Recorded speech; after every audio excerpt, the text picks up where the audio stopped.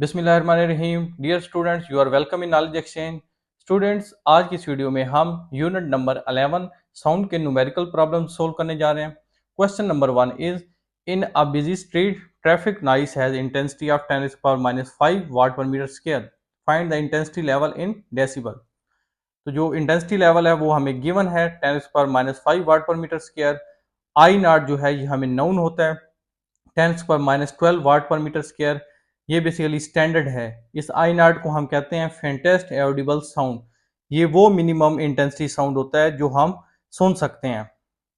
तो intensity level हमने find करना है। इंटेंसिटी लेवल फाइंड करने का जो फार्मूला है वो है 10 log I by I not, और ये जो हमारे पास इंटेंसिटी लेवल आएगा ये डीबी में होगा, डेसिबल में होगा। तो आई और आई नॉट हमें गिवन है, उनकी वैल्यूज यहाँ पे मैंने पुट कर दी हैं। अब यहाँ पे लॉग की प्रॉपर्टी हम यूज कर लेंगे, क्वोशंट रूल यूज होगा। तो इसको जो है हम लिख लेंगे 10 लॉग 10⁻⁵। ये नीचे पावर नेगेटिव है, ऊपर आकर ये प्लस हो जाएगी, तो ये आ जाएगा 10 लॉग 10⁻⁷ dB। अब नेक्स्ट क्या कर लें, अब जो है हम पावर रूल यूज कर लेते हैं। पावर रूल ये होता है कि जो पावर होती है वो लॉग से पहले आ जाती है। तो पावर लॉग से पहले आ जाएगी, ये log 10।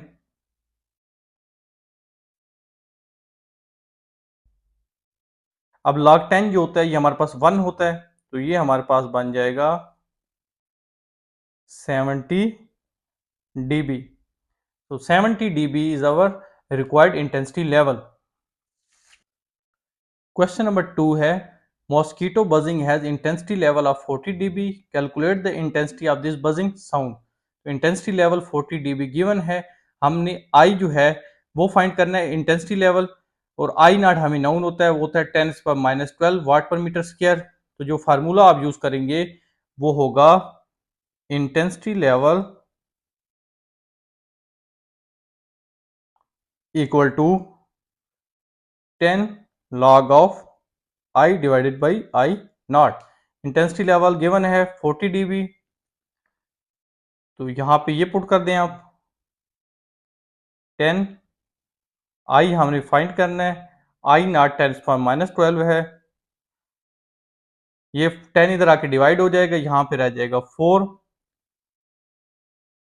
4 log of I divided by 10⁻⁻12। अब यहां पे हम जो है वो क्वोशंट रूल यूज कर लेते हैं लॉग का।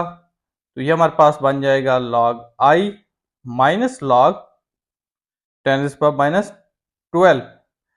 ये क्वोशंट रूल ये होता है, ये बेसिकली जो log m divided by n, तो ये हमारे पास इक्वल होता है log m minus log n। तो ये आपका m है, ये आपका n है। तो नेक्स्ट स्टेप में हम ये कर लेते हैं log i।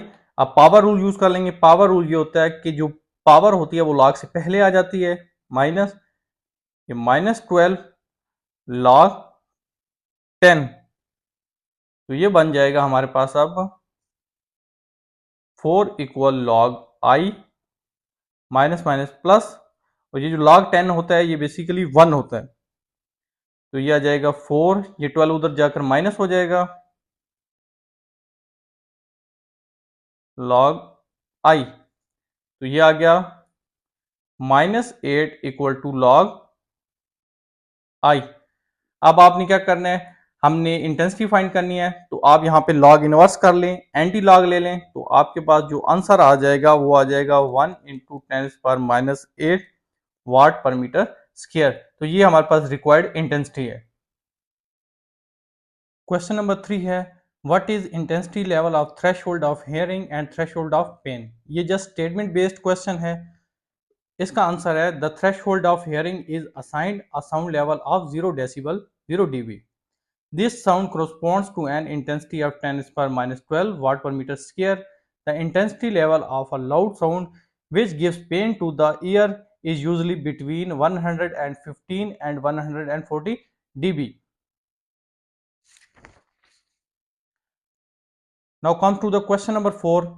Speed of sound waves in water at 25 degrees centigrade is 1480 meter per second. If their wavelength is 70 centimeter, find the frequency of these sound waves. तो इसमें जो हमारे पास speed of sound waves 1480 metre per second given है और जो wave length है वो भी गिवन है 70 सेंटीमीटर। सेंटीमीटर जो है वो एसआई यूनिट नहीं है, तो एसआई यूनिट जो है वो मीटर है। तो मीटर में कन्वर्ट करने के लिए हमने 70 को 100 पे डिवाइड कर लिया, तो हमारे पास 0.7 मीटर जो है वो आंसर आ गया। अब हमने फ्रीक्वेंसी ऑफ साउंड वेव जो है वो फाइंड करनी है। तो जो फार्मूला हमने यूज करना है वो है v equal to f lambda. F हमने फाइंड करना है, एफ यहां से हो जाएगा v डिवाइडेड बाई लेमडा। अब v गिवन है, लेमडा भी गिवन है, जस्ट वैल्यूज हमने पुट कर दी फार्मूला में। अब आप इसको अगर सोल्व कर लें तो ये आपके पास आ जाएगा 2114.2 और चूंकि फ्रीक्वेंसी की यूनिट हर्ट्ज होती है या पर सेकंड होती है तो सारी यूनिट आपने लाजमी लिखनी है।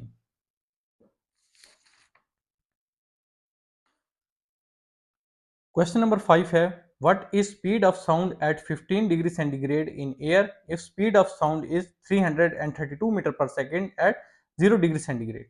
तो जो स्पीड ऑफ साउंड है हमने टेम्परेचर टी पे फाइंड करनी है। दो टेम्परेचर हमें गिवन है, 0 डिग्री सेंटीग्रेड और 15 डिग्री सेंटीग्रेड। तो 0 डिग्री सेंटीग्रेड को मैंने T1 कह दिया है और 15 डिग्री सेंटीग्रेड को मैंने T2 कह दिया है।